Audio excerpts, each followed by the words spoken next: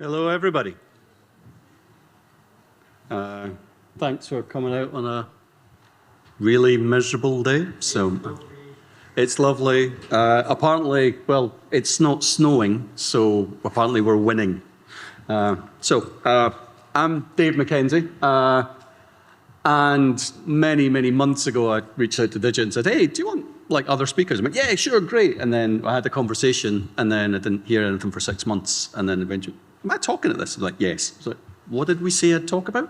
So apparently I'm going to talk about incident response war stories and how to get the most out your blue team. So I'm Dave McKenzie. I am many things, mostly tired. I've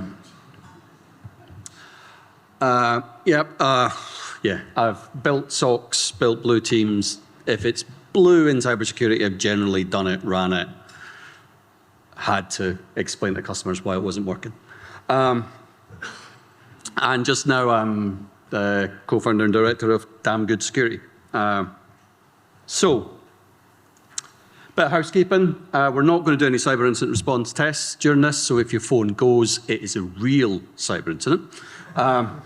And you should go and do your incident response plan, because I know you all have them. If you don't, obviously just, and I'm sure nobody will mind if we all step out, or we could just live run it up here if you like. So, in terms of content, this is roughly what we said I could talk about, and so it's all in there. And then they said, and it's a 20, 30-minute talk. I'm like, that's an awful lot of stuff to cover in 20, 30 minutes. Sure. So, boiled it down to 3 different reflections coming out of the back of doing incident response and building blue teams for a whole bunch of different types of customers. In fact, I was speaking to don't mean to cheat on Digit, but I was speaking to an alternate conference the other day and said, here's the industry verticals. And the only one I've not worked in that they had listed was travel. So if there's a travel agents here that would like me to build them a SOC, I can then get the entire bingo card. So, first reflection. We used to talk about dwell times. So cybersecurity sales is a minor bugbear of mine. I understand why we need to do it, and some of the practices are less than altruistic at times. But yeah, we all talked about dwell times. Then I remember that just before COVID, everything was about how long the attacker had been in there. And it'd be on average 14 months. But if you buy my silver bullet, we can get it down to 13 and a half months. And now it's all about attack times. Like, the attacker can get in and can completely ruin your network inside minutes. He's like, well, hang on a second. Are they dwelling or are they attacking me? Because I'm not quite sure. Now, having to build SOCs, the most common answer in cybersecurity is it depends. So it does, it depends. But going to put these together so that if you want to take something away from these talks, when these slides come up, take a picture. And if we talk about like how we deal with different strategies, how we would look at different things in terms of dwells and attacks, when you're talking about dwells,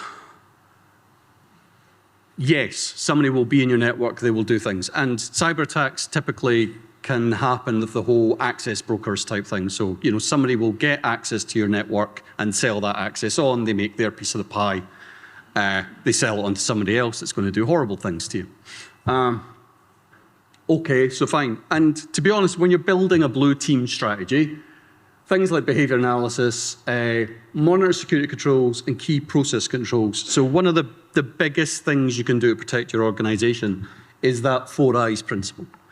And if you're dealing with something like critical national infrastructure, if you're dealing with something that if somebody pushes the button, then really bad things can happen, well, the 4 eyes principle says 2 pairs of eyes need to be sitting on that. So if you're building critical national infrastructure and you're moving a volatile gas from one place to the other, then nobody can go and turn the key that opens the vents, whatever. But that's not new to anybody, because if you're in any sort of finance, legal, conveyance, and anything like that, you already have business processes for doing this stuff. You cannot just wander into the finance, as the financial controller in a business. If you're going to be moving money and making big transactions, you generally don't allow one person to do it. There's an authorization chain and there's a process and people have to go through it. And it's only when we deviate from the process that things like business email compromise can work, because that's how it commonly works. It makes you go and deviate from your standard processes.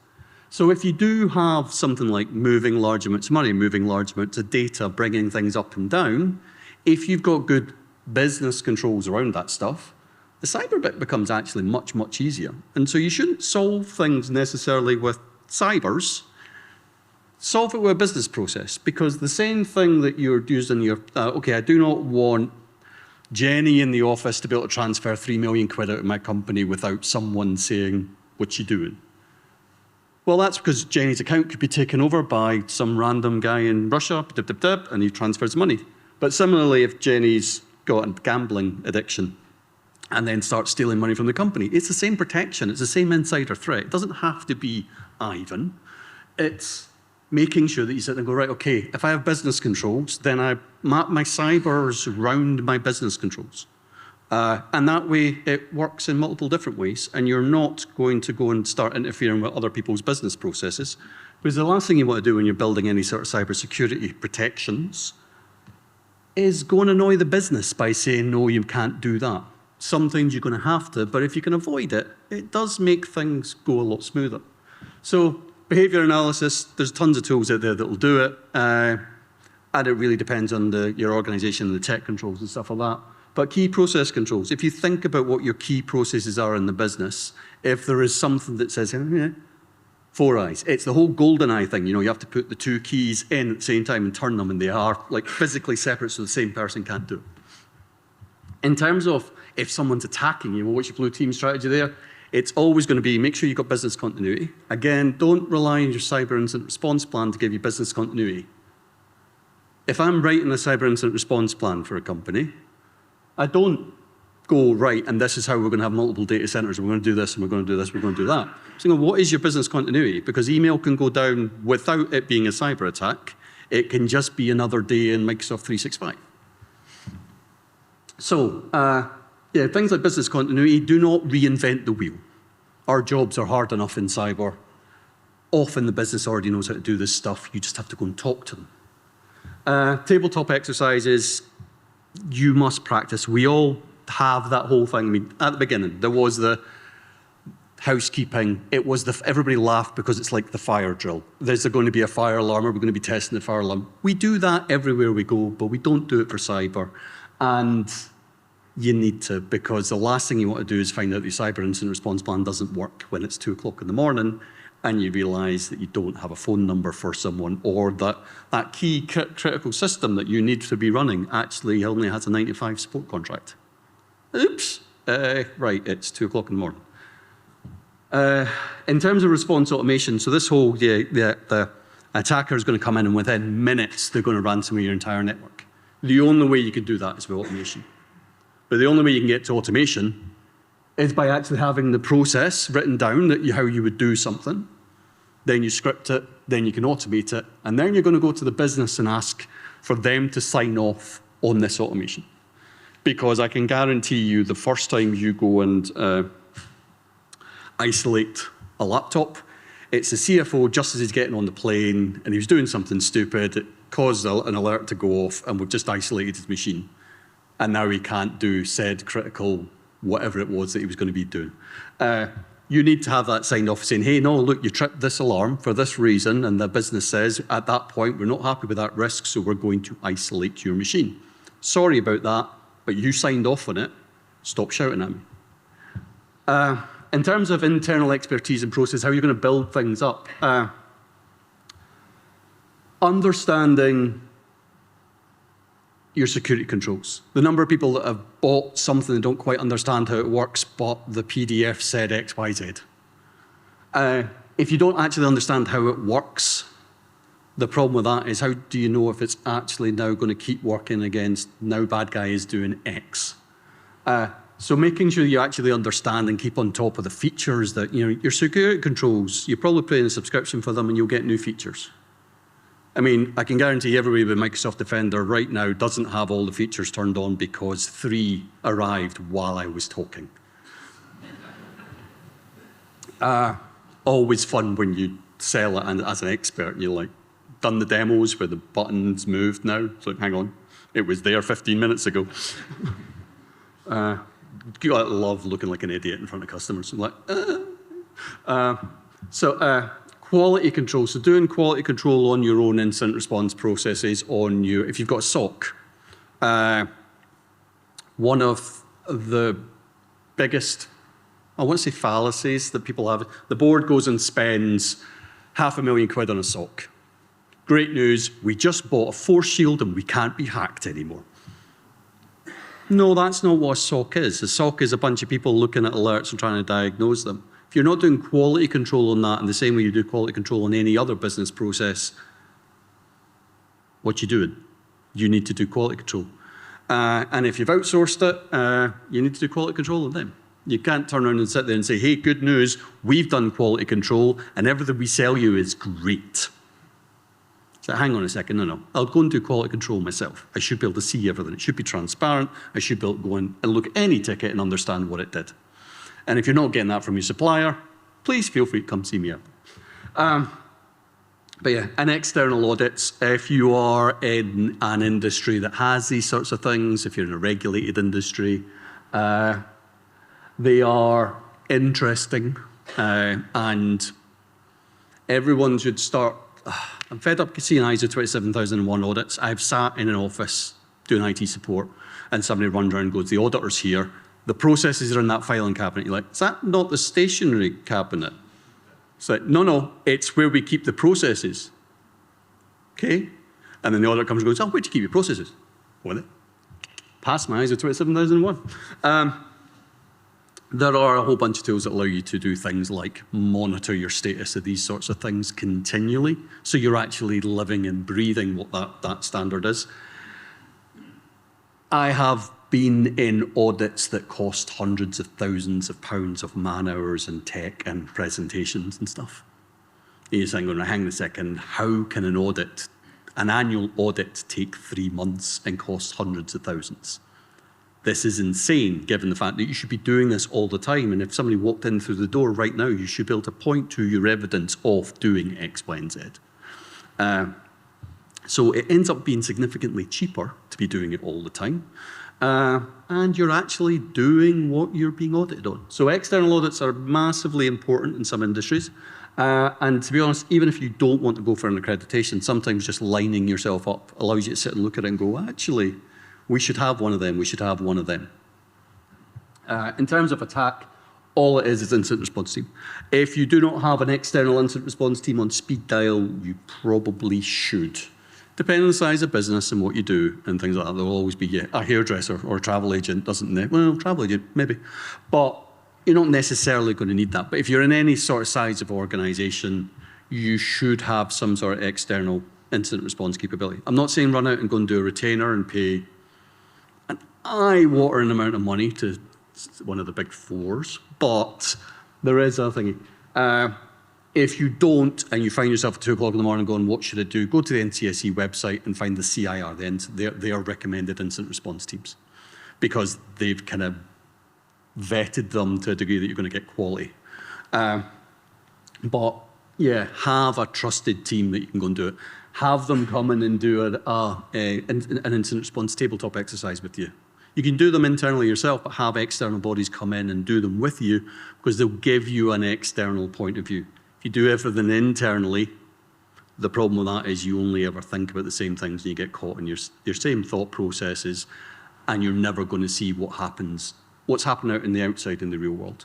MSSPs are brilliant for that because they see such a wide range of attacks and so many different types of problems that they give you that external view. Yeah, so actions to takeaways. You should always check your controls do what you think they're doing. There's a number of people that I've come across over the years that say, yeah, I've got one of these. And I had someone that answered in a supply chain, kind of like questionnaire that they had to fill in. Everything about security was answered with, we have a firewall.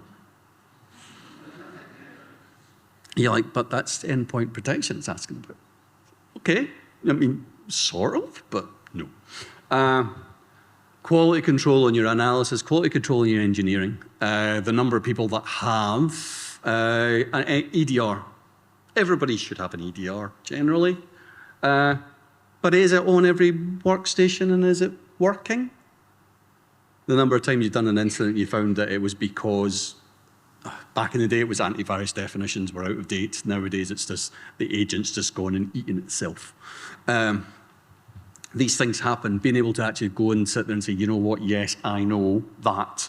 And you might also find, if you do quality control on something like an EDR and you find that it doesn't work in 10% of your estate, that's probably something to go back to your supplier and go, why? I'm paying you good money. Turns out it's not working over there. I have a big security problem over there. And you now have a big customer unhappy problem. Takeaways for attacks. The attack bit is simple. Practice. You need to have the plans, but then when you're doing your tabletop exercise, occasionally just sit there and go, even if you're doing it internally, sitting around like the lunch table or something like that, go, hey, I'd do that, I'd do that, I'd do that. Pretend it's 2 a.m. on a bank holiday, because that's generally when I get called. And it's amazing how many things are different at 2 a.m. on a bank holiday. I once had an incident, big multinational. It was a Sunday afternoon for us. They were American, or the main attack point was in America. And we diagnosed it down to, look, here's an administrator. He's like, it looks like he's VPN'd in, not normal. It definitely looks like he's the source, that it's his account's been compromised in the VPN. I was like, right, okay, like, can we get him on the phone? We need to, and oh, look, it's the bank holiday weekend. It was Thanksgiving weekend in America. And we're like, well, I know, but it's like your entire global network is going down. The only place that's still up is one random place with slow links that we managed to go and turn it off. Can we get him on the phone? I said, no, we can't get him on the phone. I said, why? No, look, I know it's a bank holiday weekend. The guy said, no, look, we just can't get him on the phone. It's like, look, we really need to get this guy on the phone. We need to confirm this was him or not, because otherwise we've gone down a rabbit hole and we need to pivot. But if it's definitely him, then we know exactly where it's coming from. We can start from there. We need to get him on the phone. Can't get him on the phone. Why? He's deaf. It's like, stop, wait, rewind. When I say get him on the phone, what I mean is we need to be in communication with the person. I do not need you to literally phone. How do you normally contact them? We send them a text. Can we do that? Sure. But really? It was a very, very bizarre incident. But yeah, so practice, it's 2 a.m. on a bank holiday. Could you get hold of X, Y, and Z? Right, so in terms of regulated, critical national infrastructure, complicated networks, dwell time is a thing, and it's a longer dwell time, especially if you are of interest to certain nation states. At that point, they're interested in dwelling for long times, and they're far more difficult to detect because they typically do nothing. Because they're very quiet, they're very skilled. The longer dwell time does mean you've got more opportunity to disrupt it because you've got longer to look at it. They're not likely to go and ransomware you, for example. They're just going to be there. But even in a complicated network, a nice, messy, horrible, we've bought 3 different companies and just mashed the network together. It'll be fine, what could possibly go wrong? Those ones are complicated, and it means the attacker needs to spend more time looking at it. They can't necessarily just do a quick nmap scan and go, there's the domain controllers on the backup server, let's go get it. So longer dwell times, more opportunity. It means that your tools have a thing. It does mean that you're probably going to have more monitoring tools. They're going to be more complicated, require more quality control and audit, and your audits get more and more complicated the bigger and more complicated things are. In terms of complex networks, and your incident response team can get a nice workout because there's a complicated network. You're going to have lots of little business email compromise and nonsense like that. So they actually get lots of bits and pieces. The problem that you have is when you've got those big complicated networks and you're trying to understand what's happening, you have this, where's the documentation? Who actually understands how these things hook together? It turns out the guy that built that bit of the network left 5, 10 years ago. Nobody really understands it, nobody wants to touch it. Right, is it supposed to be doing that? Well, nobody knows because nobody looks at it. So, yeah, it's fun and games if that ever happens, but yeah, it comes down to that's why you need to do these like tabletop exercises. Go and pick the random thing in the corner. Once I did a tabletop, I was party to a tabletop exercise because I was the SOC provider at the time. And we were going through, right, okay, it's ransomware, entire corporate network's down. Okay, so we've got everybody doing their bits and pieces. We're saying, going, hey, right, okay, you're telling everybody to phone the help desk. Does everybody know what the help desk number is? Is it no, they get it from SharePoint? Well, SharePoint's gone. All right, yeah, okay, yeah. We definitely put some posters up in the office to say what the phone numbers are. Great, that's, tick box. Move on. But while we were sitting going through it, they were saying, right, okay, yeah, this would be down, this would be unavailable, but our core business is sitting in this website, and that's absolutely fine. And then one guy in the room went, hang on. It's like, what? It's like, there isn't any link between the website and the corporate network, except when somebody wants to make a payment, and then it lands in the corporate network, because that's what the payment processing thing is. You're like, right. And they moved it out of there to make PCI compliance easier. It's like, great, that made sense, except now you've got a link between your corporate network that could be ransomware and your business critical systems. You've just made a link that went, yeah, you can continue to do business, but you just can't get paid. So you can't do business then, because you literally are a online shop. Oops.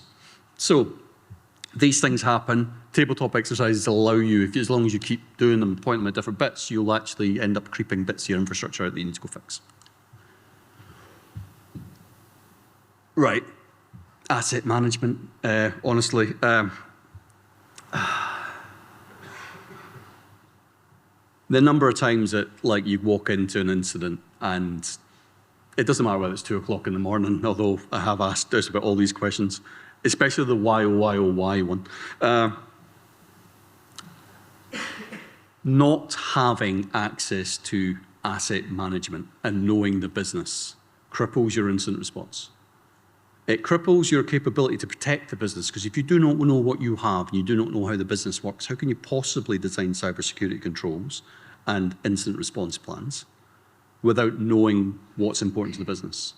The protections for one particular business, they didn't care whether the entire network was melted as long as certain machines were up at 2 o'clock in the morning. It was a newspaper business. They needed those machines on to be able to tension the paper as it goes through the rollers and to actually send the copy to be printed. The entire business can burn to the ground and they do not care as long as those machines are up. So you need to build that into your incident response plans. But if you don't know the business, you don't know how it works, if you're just the security team in the corner, you don't interact, these are the things that are super critical. Because these are the decisions that need to be made at 2 o'clock in the morning. You need to be able to turn and say, we need to take those things offline. And then they go, well, hang on a second. We can't do X. It's a massive issue. Let the place burn until those machines have done their jobs, and then you can take it offline. Those are massively critical things to have in your incident response plans. Understand the business, understanding your assets. So, in terms of blue team strategy for monitoring, you need to audit everything. And when I say everything, I mean the tech, the data, the people and processes. So people concentrate on asset management saying, where's the PCs, where's the servers, where's the switches, all that stuff. You need to also understand where your data's kept, because there's nothing more fun in an incident than sitting going, well, is there anything on that system that matters? Where is the big pile of PII? Where is the super secret squirrel stuff that we need to keep safe from our competitors? Knowing who the people are, there's a big difference between locking Jenny in the back office's account versus the CEO's account. Technically, there shouldn't be, but in the real world, there is.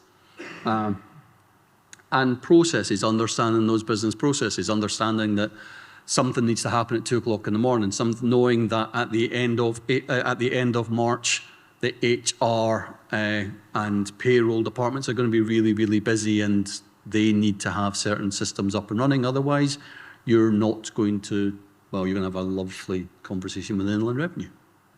Not good. They're very busy at that time. So another thing on there is reverse blast radius. So when you're building cyber defenses, you think of blast radius. A bad thing happens there and it kind of goes out. What would be affected? If you think about this in reverse, you go, where's my business critical processes? Right, okay. My business critical process is over here. My incident's happening over there. My reverse blast radius is how long before the incident on there affects a thing over there.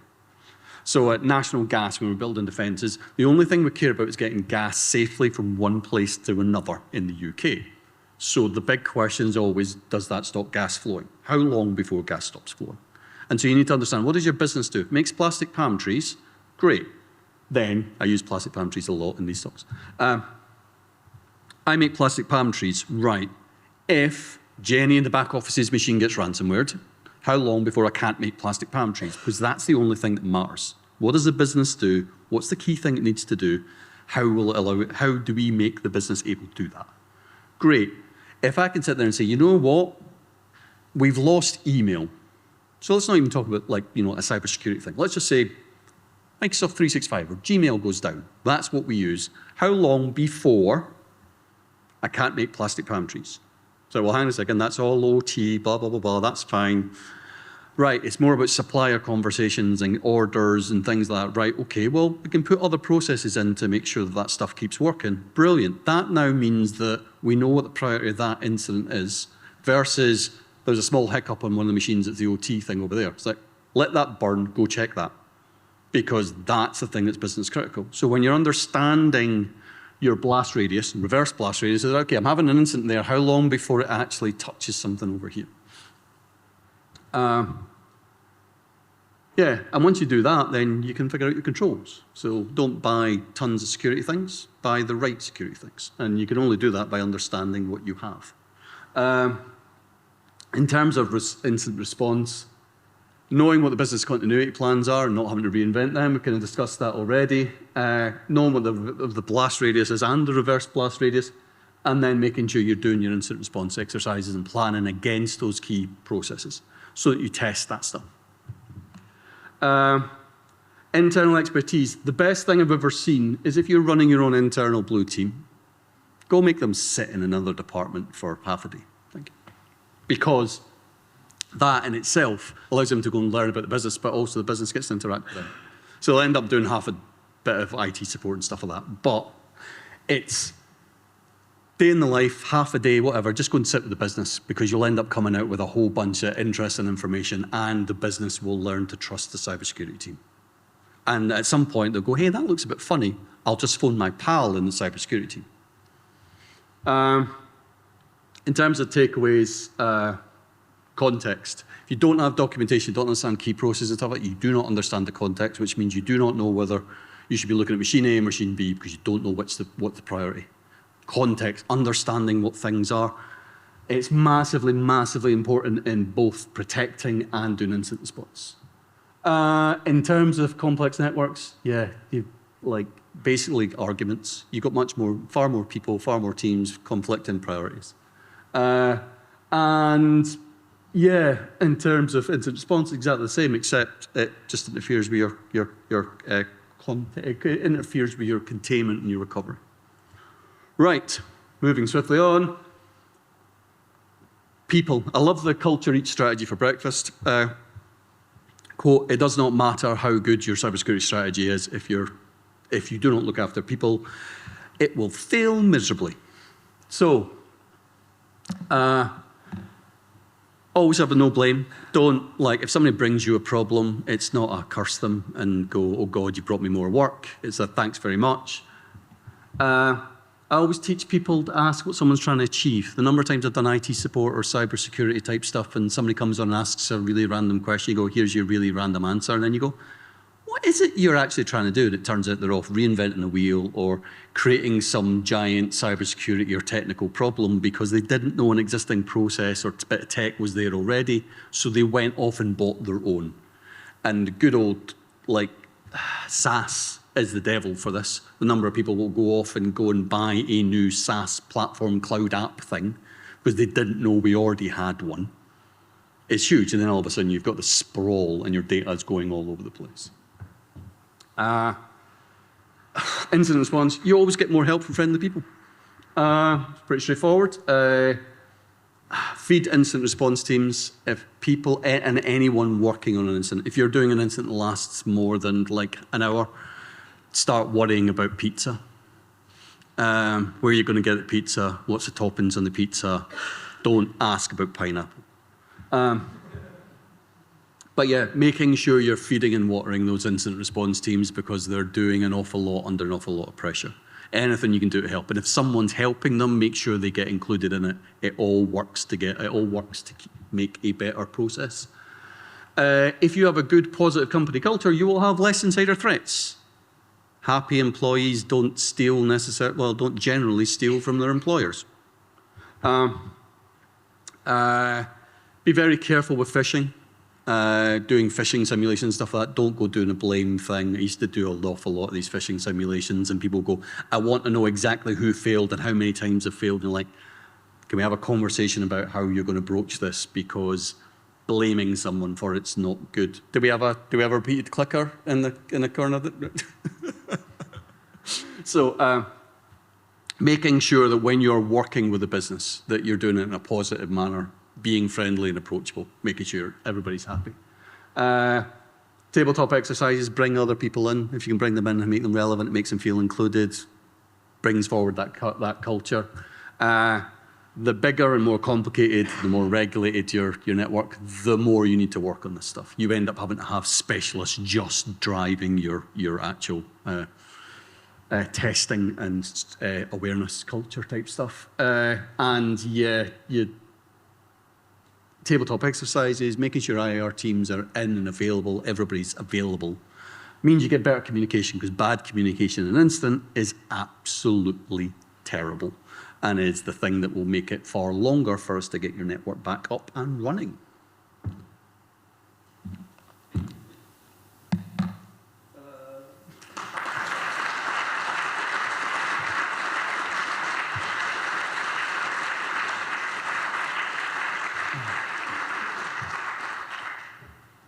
You all enjoy that? Did feel really, really quick. Yes, but yes. Any questions, any comments, please feel free to come grab me, grab a business card, grab a sticker, whatever. And yeah, be nice to your incident responders.